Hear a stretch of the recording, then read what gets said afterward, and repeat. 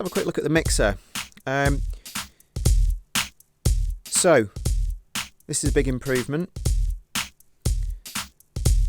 Users of Studio will have seen this previously. You've got a really nice graphic mixer, and there's so many different ways of adjusting levels. So what we're looking at here is the level of the whole group.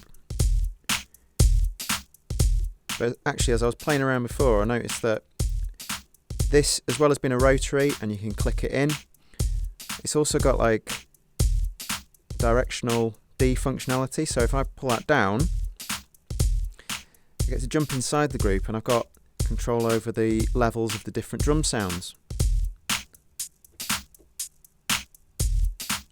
There's my kick, and then we can use left and right to move between the first 8 and the second 8 sound slots. 1 to 8, 9 to 16.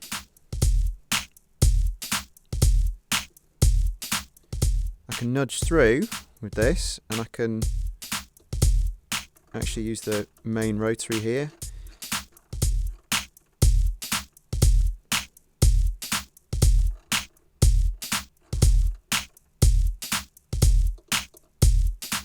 So that's pretty cool.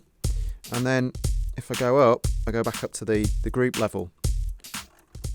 And then whatever I've got selected group wise, I can adjust the overall level for that group. I think if I click this in, yeah, then we move over to panning. I pan my hi-hat over to the left, over to the right.